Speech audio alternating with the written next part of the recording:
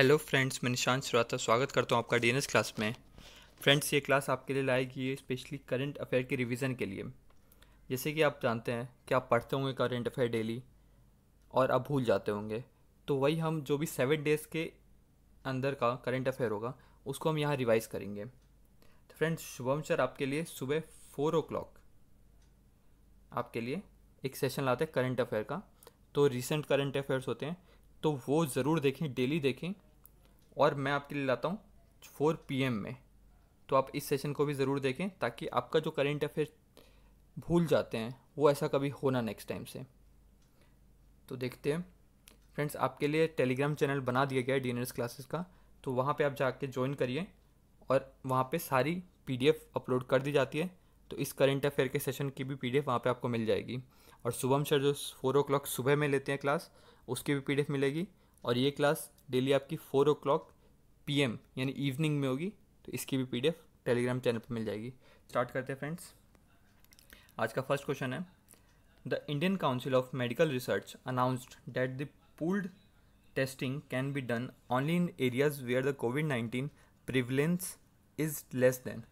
तो Indian council जो medical research है उसने क्या अनाउंस किया, जो पूल टेस्टिंग अब क्या होता है, जिसे होता है कि जैसे एक पेशेंट है, तो एक पेशेंट है, अब पेशेंट हमें पता नहीं है COVID-19 पॉजिटिव है नेगेटिव है, तो हम क्या करते हैं, अब इसका अलग से ना टेस्ट करके हम 5 लोगों का, जैसे 4-5 लोगों का एक साथ टेस्ट कर लेते हैं। एक साथ सैंपल लिया हम सारों सबका और एक में मिक्स कर दिया और उसके बाद उसको टेस्ट किए। अगर वो पॉजिटिव आया तो यानी चारों में से कोई एक पॉजिटिव होगा। एक हो सकता है, दो हो सकता है, तीन हो सकता है, ये सारे हो सकते हैं। बट अगर नेगेटिव आ गया इसका मतलब तो कोई पॉजिटिव नहीं हुआ, यानी जो चारों सैंपल होंगे वो नेगेटिव आ जाएंगे। तो इससे क्या होगा, मेरा कॉस्टिंग बच जाएगा। तो इंडियन मान लो कितने परसेंट का है, 5% पे, कि अगर 5% से कम है तब हम पूल टेस्टिंग कर सकते हैं। अगर उससे ज़्यादा है, मतलब एक पॉपुलेशन में, एक एरिया में अगर 5% से ज़्यादा है तब हम पूल टेस्टिंग नहीं करेंगे, हम इंडिविजुअल टेस्टिंग करेंगे। अगर 5% से कम है तो हम पूल टेस्टिंग करेंगे। देखिए, the ICMR advisory recommends that pool testing only in areas with the COVID-19 prevalence less than 5%। It also said that not more than 5 samples, यानी 5 से ज़्यादा सैम्पल्स नहीं मिक्स होने चाहिए। 1, 2, 3, 4 ऐसे मिक्स करिए, पर 5 से ज़्यादा सैम्पल्स नहीं। क्योंकि क्यों, if too many samples are tested together there is a possibility of miss positive. मतलब क्या कह रखा है, अगर बहुत सारे सैंपल्स एक बार में टेस्ट किए, यानी 50 या 100 सैंपल्स एक बार में टेस्ट किए, तो हो सकता है कि जो पॉजिटिव केस हो वो मिस हो जाए। क्योंकि जो कंसंट्रेशन इतना लो हो जाने की वजह से, अगर एक पेशेंट में हुआ, 50 में से किसी एक पेशेंट को पॉजिटिव हुआ कि COVID-19 से, तो वो पॉजिटिव नहीं आ पाएगा पूरे सैंपल में, क्योंकि कंसंट्रेशन इतना कम होगा कि मशीन डिटेक्ट ही नहीं कर पाएगा। तो इसलिए कहा है कि 5 से ज़्यादा सैंपल्स नहीं होने चाहिए। नेक्स्ट क्वेश्चन देखते हैं, international day of multilateralism and diplomacy for piece is observed every year on. तो ये multilateralism and diplomacy for piece कब ऑब्जर्व किया जाता है? 24 अप्रैल। अब ये होता क्या है, ये होता है जैसे दो नेशन है, जैसे इंडिया चाइना का चल रहा है प्रॉब्लम, तो उसको पीसफुली सॉल्व किया जा सके। जो भी जैसे बॉर्डर डिस्प्यूट हो गया या फिर कोई भी प्रॉब्लम है अगर दोनों कंट्रीज़ में, तो उसको पीसफुली सॉल्व कर सकें। तो इसकी वजह से ये ऑब्जर्व किया जाता है 24 अप्रैल को।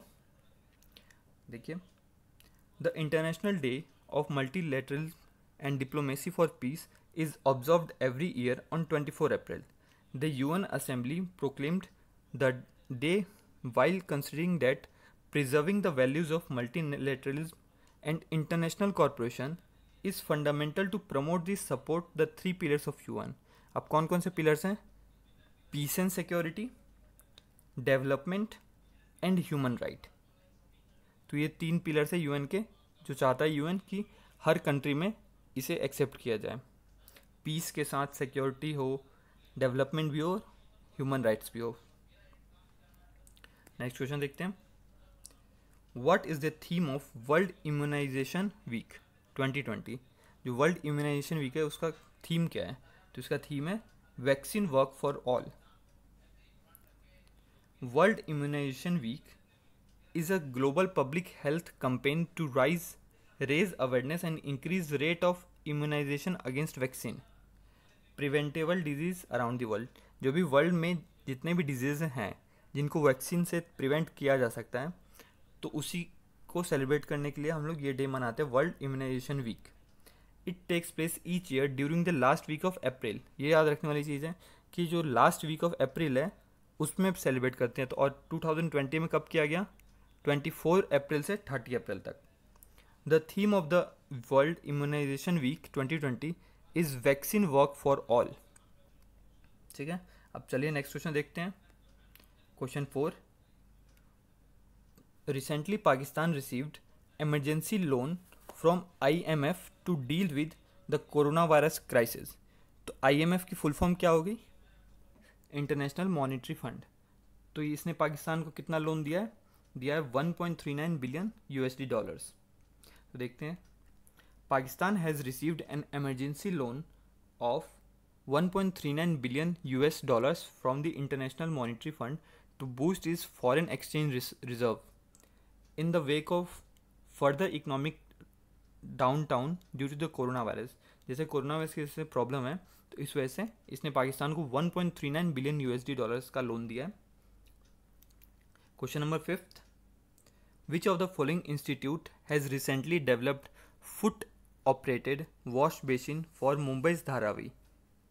जो फुट ऑपरेटेड वॉश बेसिन है, मतलब फुट से हम लोग बेसिन को जैसे नल खोलना या फिर हैंड टच ना करें, इस वजह से किसने डेवलप किया है? CSIR।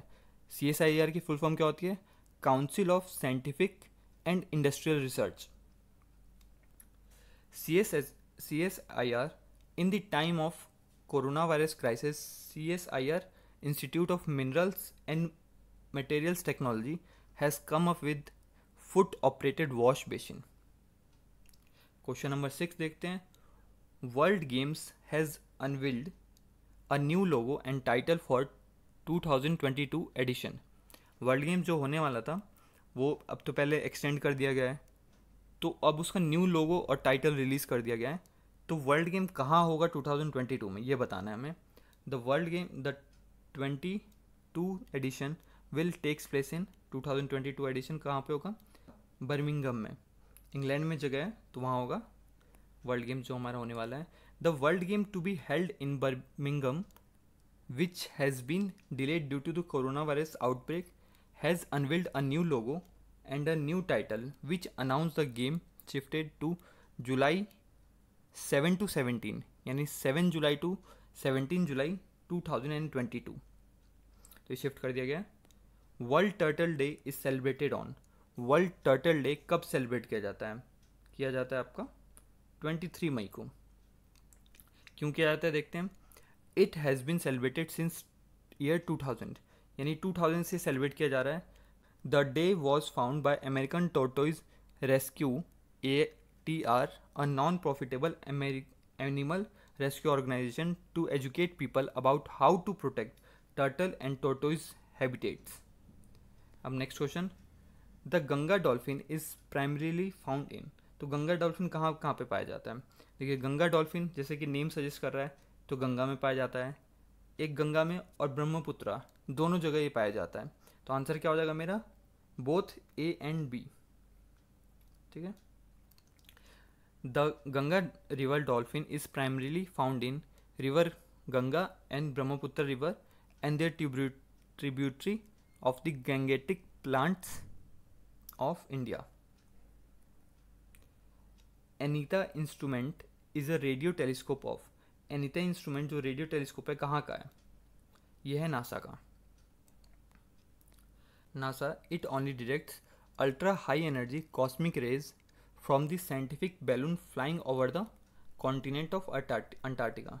अंटार्कटिका में जो बैलून फ्लाइंग कर रखा है, तो वहाँ पे जो भी कॉस्मिक रेज आ रहे हैं, तो उसको कैप्चर करने के लिए ये डिवाइस बनाया गया है। नेम क्या है? एनीता इंस्ट्रूमेंट। ठीक है। Next question, question number 10, which is the first state to grant industry status to sports. Sports को इंडस्ट्री स्टेटस देने वाला कौन सा स्टेट है? फर्स्ट स्टेट, तो ये हमारा Mizoram. Mizoram the government seeks to invest more in sports for the generation of employment and increasing value. Government ने इसमें इन्वेस्ट किया है ताकि जो एम्प्लॉयमेंट है और इसकी वैल्यूज़ को इंक्रीज़ किया जा सके, स्पोर्ट्स की वैल्यू को इंक्रीज़ किया जा सके। The dual citizenship is forbidden in India by which article of constitution. तो डुअल सिटीजनशिप जो है इंडिया की किस आर्टिकल के तहत फॉरबिडन किया गया, यानी इसको मना किया गया है? तो आर्टिकल 9 क्या बोलता है कि जो भी हमारा सिटीजनशिप होता है उसके बारे में उसमें पूरी बात की गई है कि अगर आप दूसरे कंट्री में जाते हो, वहाँ की सिटीजनशिप लेते हैं, तो आपकी इंडियन सिटीजनशिप कैंसिल हो जाएगी, यानी dual citizenship is not acceptable. कि आप इंडिया के सिटीजन भी हैं, वहाँ के भी तो पॉसिबल नहीं है।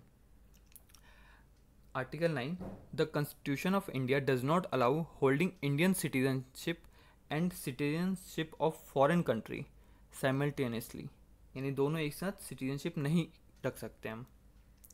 विच state has banned the entry of people from Maharashtra, Rajasthan, Gujarat, Tamil Nadu and Madhya Pradesh to contain the spread of कोविड-19 वायरस। तो किस स्टेट ने मना कर दिया है ताकि वो मतलब कोई भी बाहर से उनके स्टेट में ना आए? जो भी महाराष्ट्र से, राजस्थान, गुजरात या तमिलनाडु, मध्य प्रदेश से उनके स्टेट में ना आए। तो करने वाला कौन सा स्टेट है? कर्नाटका। ठीक है, Karnataka has banned the entry of people coming from 5 states Maharashtra, Rajasthan, Gujarat, Tamil Nadu, Madhya Pradesh to contain the spread of कोविड-19 virus. This decision was taken by the state cabinet on 28 May. जो भी लोग आ रहे हैं बाय ट्रेन या फिर बस, किसी भी तरीके से, ट्रेन बस हो गया, किसी भी तरीके से, या फ्लाइट किसी भी तरीके से आ रहे हैं, तो उनको मना कर दिया है कि आप नहीं आ सकते हैं हमारे स्टेट में अभी। The supreme court has allowed which airline to fly with middle seat filled with 10 days for 10 days। तो कौन, सुप्रीम कोर्ट ने किस एयरलाइन को अलाउ किया है जो मिडल सीट्स होती हैं, जो फ्लाइट की मिडल की सीट्स होती हैं, उनको पूरी तरीके से भरा जाए। जैसे सोशल डिस्टेंसिंग की वजह से पूरी तरीके से फ़्लाइट की सीट्स नहीं भर रही हैं, तो उनको पूरी तरीके से भर दिया जाए। तो ये कौन से एयरलाइन को दिया गया है? एयर इंडिया को। जैसे कि सोशल डिस्टेंसिंग है, फिर भी उसको अनदेखा करके सुप्रीम कोर्ट ने ऑर्डर दिया है कि एयर इंडिया ऐसा कर सकती है। Air India, the supreme court on May 25 allowed the national carrier Air India to operate its scheduled flights with the middle seats filled for next 10 days। next 10 days तक middle seats जो होगी filled होगी पूरी तरीके से। The Supreme Court allows this exception while observing that the government should be more worried about the health of its citizen rather than the health of commercial airline. जो मतलब कहने का क्या मतलब है कि जैसे कि पता है कि गवर्नमेंट क्या चाह रही है कि एयरलाइन की हेल्थ को भूल के एयरलाइन ग्रो करे, डूबे, हम उतना ध्यान नहीं दे रहे एयरलाइंस पे, बट हाँ सिटीज़न की हेल्थ ज़्यादा इंपॉर्टेंट है। ऐसा ना हो कि हम सीट्स फुल कर रहे हैं बट कोविड-19 के पेशेंट ज़्यादा बढ़े हैं, तो गवर्नमेंट नहीं चाहती, बट सुप्रीम कोर्ट ने ऑर्डर दिया है। तो अब एयरलाइन नेक्स्ट 10 days के लिए एयर इंडिया सेंट्रल की जो सीट्स होगी वो फुल करेगा। Indian American Siddhartha Mukherjee has won the Pulitzer prize in which year. Pulitzer prize कब मिला था उनको? 2011। ये क्वेश्चन जनरली देखा जाता है पेपर में।